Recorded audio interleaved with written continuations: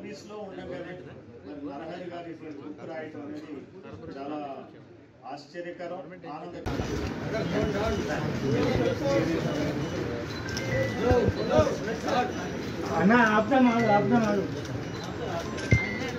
So ఓబీసీల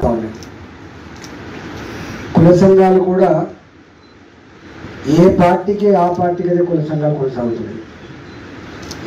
కానీ అన్ని పార్టీల ముఖ్య నాయకులు ఒక వేదిక మీదకి రావడం, మాట్లాడుతున్నప్పుడు దాన్ని భరించడం, ఆ సాంప్రదాయాన్ని కొనసాగినటువంటి తపన కలిగి ఉండడం సంతోషాన్ని కలిగిస్తూ ఉంది.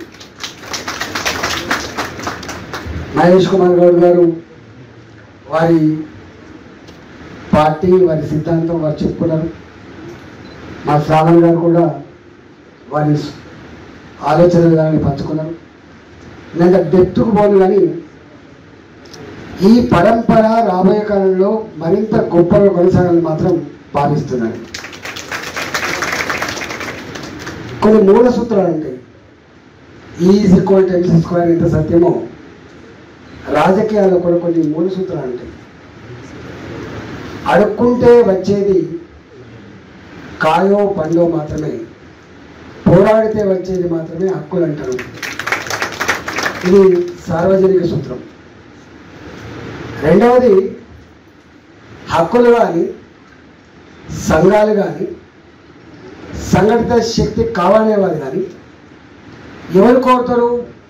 అణచివేతకు, దోపిడికి గురైన వాళ్ళే కోరుతారు తప్ప గడ్డ మీద ఉన్న ఎవరు కోరరు. అందుకనే ఏ వర్గాలైతే దోపిడికి గురవుతున్నాయో, అణచివేత గురవుతుందో వాళ్లకు మాత్రమే వాళ్ళ సమస్యలు ప్రస్తావించే పుస్తకాలు రాస్తారు కావచ్చు, వాళ్ళ సంబంధించినటువంటి ఉద్యమాలు చేస్తారు, వాళ్ళకు సంబంధించినటువంటి సంఘాలు పెట్టుకుంటారు. కానీ సంఘం, సంఘటిత శక్తి వాళ్ళ కుటుంబాన్ని పోషించడం ఎంత ముఖ్యమో ఆ వర్గాల ప్రజలకి దీన్ని కాపాడుకునే కర్తవ్యం కూడా అంతే గొప్పగా ఉండాలని చెప్పి మాత్రం ఇది కూడా సమాజం ఉన్నంత వరకు ఉండే సూత్రం ఇది. కానీ ఒక్కటి బాధ అనిపించే అంశం ఏంటంటే 77 years అవుతుంది, 77 సంవత్సరాలు గడిచిపోయింది. అంబేద్కర్ గారిని మనం ఎంత గొప్పగా కీర్తిస్తామో, అంబేద్కర్ రాజ్యాంగం పట్ల మనకి ఎంత నిబద్ధత, ఎంత గౌరవం ఉంటుందో నేను చెప్పాల్సి అక్కర్లేదు. కానీ అంబేద్కర్ గారు ఆనాడు ఒక మాట చెప్పింది, ఈ రాజ్యాంగాన్ని అందిస్తున్నా కానీ ఈ రాజ్యాంగం మీద ప్రమాణం చేసే పాలకులు ఏవైతున్నారో దాని స్ఫూర్తిని కనుక సమగ్రంగా అమలు చేయకపోతే పూర్తి ఫలితాలు సమాజానికి అందే ఆస్కారం ఉండదనే మాట కూడా చెప్పిండారు. ఉనికి ఉనికి భాగ్యదారి, దాంట్లో పుట్టిన నినాదమే ఇవాళ ఒక ఉద్యమంలాగా మారి కాస్ట్ సెన్సస్ రూపంలో తెలంగాణలో చేయడమే కాకుండా మొన్నటి వరకు కాస్ట్ సెన్సస్ గురించి మాట్లాడినటువంటి కేంద్ర ప్రభుత్వం కూడా కాస్ట్ సెన్సస్కు పూనుకోవడం అనేది ఇది రాహుల్ గాంధీ గారి విజయంగా చెప్పక తప్పదు. కారణం, మొన్న ఒక స్పోక్స్ పర్సన్ మీటింగ్లో రాహుల్ గాంధీ గారు ఒక మహారాష్ట్ర స్పోక్స్ పర్సన్ అడిగినారు, సార్ ఇప్పుడు మీరు ఇంత పెద్ద ఎత్తున నినాదం తీసుకున్నారు కదా, గతంలో కాంగ్రెస్ పార్టీ దీన్ని పట్టించుకోలేదు కదా అని. వాస్తవం ఒప్పుకున్నారు ఆయన.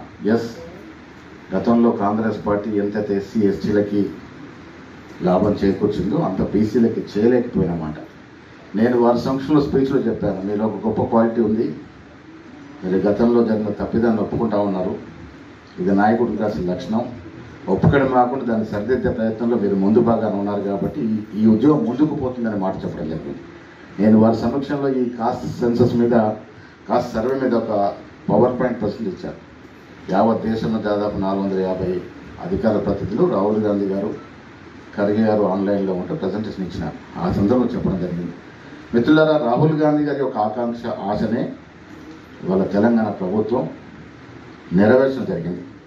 మేము ఎన్నికలకు ముందు ఈ కాస్ట్ సర్వే చేయాల్సి వస్తుంది, మనం ఇంత ఉంటామని తెలియదు, కానీ కామారెడ్డి డిక్లరేషన్ పేరిట నేనే ఆ డిక్లరేషన్ ప్రవేశపెట్టినాను. కామారెడ్డి 42% మేము అధికారంలోకి వస్తే ఇచ్చి తీరుతామనే మాట నిలబెట్టుకున్న భాగంలో భాగానే 42% రిజర్వేషన్ ఇవ్వడమే కాకుండా మా మిత్రుడు శ్రీనివాస్ గౌడ్ వచ్చి మీరు ఓన్లీ లోకల్ బాడీస్లో పెడితే సరిపోదన్న, విద్య ఉపాధిలో పెట్టాలన్నప్పుడు కూడా మంత్రివర్గ ఉపసంఘాన్ని ఒప్పించి మెప్పించి రాహుల్ గాంధీ గారి ఆశయాన్ని ముందుకు తీసుకెళ్ళిన ఉద్దేశంలో రేవంత్ రెడ్డి గారు నేను కలిసి 2 బిల్లు రూపంలో అసెంబ్లీ చట్టం తీసుకొచ్చాం.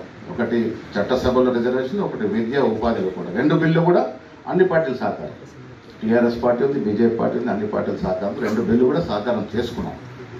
అంతేకాకుండా కుల సర్వే కూడా రాహుల్ గాంధీ గారి ఆశయాన్ని తూచా తప్పకుండా ఈ రాష్ట్రంలో జరిపిన ఘనత అగ్రవర్ణంలో చెందినట్టు రేవంత్ రెడ్డి గారు దక్కుతుంది. ఒక రెడ్డి అయి ఉండి కూడా రాహుల్ గాంధీ గారి ఆశయాన్ని తూచా తప్పకుండా నెరవేర్చడమే కాకుండా కుల సర్వేని సంపూర్ణంగా శాస్త్రీయబద్ధంగా లొసుకులు ఉన్నాయని కొంత చెప్పినప్పుడు కూడా ఇంత శాస్త్రీయబద్ధంగా ఏ రాష్ట్రంలో ఎక్కడ జరగలేదు, బాగా జరిగేది. సో అక్కడ నేను అదే సమాజానికి సంబంధించిన అక్కడికి పోయి మాట్లాడినప్పుడు అసలు ఫ్యామిలీ వాళ్ళకు కూడా తెలియదు, ఆయన లోపల ఇంత గుమిలిపోతాడా, అసలు ఆయన ఇంత బాధల్లో ఉన్నాడా అని మాకే తెలియదని వాళ్ళ వైఫ్ కానీ పిల్లలు కానీ చెప్తారు. సో ఈ బీసీలు ఎట్లాంటి వాళ్ళంటే కుల వృత్తులు చేతి వృత్తులు చేసుకునే వాళ్ళు పొద్దు నుంచి రాత్రి దాకా పని చేసుకొని తమ కుటుంబాన్ని ఏ విధంగా సాదుకోవాలనే ఆలోచనే ఉంటుంది తప్పితే మిగతా ఆలోచన ఉండదు. కానీ లోపల ఎలా కుమిలిపోతారనంటే అసలు మమ్మల్ని ప్రభుత్వాలు పట్టించుకోవట్లేదు, మనల్ని అసలు అధికారులు పట్టించుకోవట్లేదు, మనకు ఉన్నటువంటి నాయకులు పట్టించుకుంటలేదు అనేటువంటి ఈ ఆత్మ న్యూనతావాదం లోపల పెరిగి పెరిగి పెరిగి అది ఏదో ఒక రోజు బ్లాస్ట్ అవుతుంది. అలాంటి పరిస్థితులు కాకుండా చూసుకోవడం చాలా ఇంపార్టెంట్. అందుకని ఈరోజు తెలంగాణలో జరిగినటువంటి ఆ కుల సర్వేనా, లేకపోతే ఇతర ప్రదేశాల్లో జరిగినటువంటి ఇతర స్టేట్లలో జరుగుతున్నటువంటి కుల సర్వేలా, లేకపోతే కేంద్ర ప్రభుత్వం తీసుకున్నటువంటి నిర్ణయం ఏదో కుల గణన సంబంధించినటువంటి నిర్ణయాలు, ఇవన్నీ మనం దీన్ని స్వాగతించి దీన్ని కరెక్ట్ డైరెక్షన్ లో కూడా తీసుకుపోవాలి. ఇది చాలా మందికి ఏమనిపిస్తుందంటే ఇవాళ కులగనం జరుగుతుంది, రేపు కులగనం జరిగిన వెంటనే మొత్తం 50% ఉన్న రిజర్వేషన్ తీసుకుపోయి 65% చేస్తారు, 70% చేస్తారు. అసలు జనరల్ కాస్ట్ ఈ దేశంలో ఉండాలా లేదా అనేటువంటి అపోహలు, అనవసరమైనటువంటి మాటలు సృష్టించడం కూడా జరుగుతూ ఉన్నది. అందుకని సమాజానికి కరెక్ట్ డైరెక్షన్ చెప్పడం కూడా అవసరం. ఎందుకంటే మీరు స్పేస్ ఇస్తారా, స్పేస్ గుంజుకోవడం జరుగుతుందా, స్పేస్ లాక్కోవడం జరుగుతుందా, ఆ స్పేస్ ని ఇంకెవరైనా వచ్చి ఆక్యుపై చేసుకోవడం జరుగుతుందా, ఇవన్నింటి మధ్యలో ఎక్కడో దగ్గర చర్చలు జరగాల్సినటువంటి అవసరం ఉన్నది. కాబట్టి ఆ దిశలో ఈ పుస్తక ఆలోచన రావడం, దీని గురించి ప్రయత్నాలు చేసి దీంట్లో ఉన్న సబ్జెక్ట్ ని దీంట్లో దింపడం జరిగింది. కాబట్టి మీరందరూ దీన్ని స్వాగతిస్తారని ఆలోచిస్తూ, ముఖ్యంగా ఎవరైతే మన ప్రభుత్వాలలో ఉన్నటువంటి ముఖ్యులు ఉన్నారో వాళ్ళ దృష్టికి తీసుకెళ్లాల్సిన అవసరం చాలా ఇంపార్టెంట్ గా ఉన్నది. ఎందుకంటే నిర్ణయాలు తీసుకుంటారు, రేపు కమిషన్లు వేసి ఇతర రకాలుగా నిర్ణయాలు తీసుకునే దగ్గర వాటి కరెక్ట్. ఒక పక్కన దేశవ్యాప్తంగా తెలంగాణలో కూడా బహుజన వాదం బలపడుతూ బహుజనుల ఉద్యమం ముందుకు వస్తున్నటువంటి ఒక తరుణంలో సిద్ధాంతపరమైనటువంటి ఒక దార్శనికత ఇవ్వడం కోసం కావచ్చు, లేకపోతే సమాజంలో బీసీల పట్ల ఉన్నటువంటి ఒక అసమానతలను ఎత్తి చూపేందుకు కోసం కావచ్చు రాసినటువంటి ఒక అద్భుతమైన పుస్తకం. చూడటానికి చిన్నగా ఉంది, బుల్లెట్ లెక్క, కానీ తప్పనిసరిగా ఇది ఒక విస్ఫోటనం తప్పనిసరిగా సమాజంలో కలిగిస్తుందని నేను భావిస్తాను. అద్భుతంగా రాసినారు.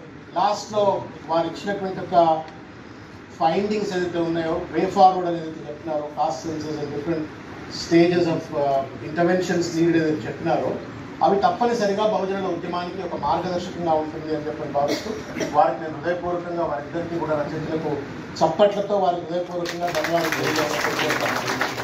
ఇది ఆషామాషి ఎఫర్ట్ కాదు. చాలామంది పెద్దలు రిటైర్డ్ అయిన వాళ్ళు ఎవరైనా ఉంటే ఏమనుకోకండి, ఇది it's not about taking a take. సర్వీస్లో ఉన్నప్పుడు బహుజనుల గురించి కావచ్చు, దళితవాదం గురించి మాట్లాడంటే చాలామందికి భయం అవుతుంది. ఏమంటారో, పైన ఉన్న వాళ్ళు ఏమంటారో, లేకపోతే ఆఫీసర్లు ఏమంటారో, లేదా రాజకీయ బాసులు ఏమంటారో అని చెప్పని ఎవరు మాట్లాడరు. కానీ దమ్ము ధైర్యం ఉన్నటువంటి ఒక వ్యక్తి నరహరి గారు, బాగా దమ్ము ధైర్యం ఉన్నటువంటి. నాకు ఈ పుస్తకంతో పరిచయం కాదు, అంతకుముందు కూడా వారి పోస్టింగ్లు, వారి రాతలు చూసి చాలా ఇన్స్పైర్ అయ్యేవాళ్ళు. ఐఏఎస్ ఆఫీసర్ ఏంటి గింత బోల్డ్గా రాస్తాడు అని చెప్పని నేనే ఒకసారి నెంబర్ తీసుకొని ఫోన్ చేసి మరీ మాట్లాడినా కొన్ని ఏళ్ళ కింద. కానీ I sought inspiration from him. I really thank you sir, మీరు మాకు మార్గదర్శనం చేస్తున్నందుకు మీకు హృదయపూర్వకంగా ధన్యవాదాలు. అయితే 2-3 విషయాలు నేను మీ ముందుకు ఉత్తరంగా ఉన్నాను. ఏ కారణం చేత బహుజనులు ఇవాళకి సమాజంలో ఒక అంటరానితనాన్ని పొలిటికల్ అన్టచబుల్స్ కావచ్చు, ఎకనామికల్లీ సప్రెస్డ్ కావచ్చు, సోషల్లీ డిప్రైవ్డ్ కావచ్చు, ఏ కారణం చేత బీసీలు ఇవాళ అన్యాయానికి గురవుతున్నారు అంటే ఎక్కడో ఒక దగ్గర మనకు రాజ్యాంగంలోనే సరి అయినటువంటి ఒక వాటా లభించలేదేమో అని చెప్పి నాకు అనిపిస్తుంది. కాబట్టి ఇవాళ మన పోరంతా కూడా రాజ్యాంగ సవరణ దిశగా, అదేవిధంగా రాజ్యాంగాన్ని సవరించాలంటే అవసరమైనటువంటి ఒక చట్టసభల్లో ప్రాతినిధ్యం దిశగా మనం పోరాటం చేయవలసిన అవసరం ఉంది అని చెప్పని నేను భావిస్తా ఉన్నాను. అనేక సందర్భాల్లో మన పెద్దలు, ఉద్యమకారులు చాలా మంది వేదిక పైన ఉన్నటువంటి వాళ్ళు we were all confined for small goals and small ambitions. ఈ మధ్య కాలంలో కులగణన పేరు మీద కావచ్చు, చట్టసభల్లో ప్రాతినిధ్యం కావాలని చెప్పని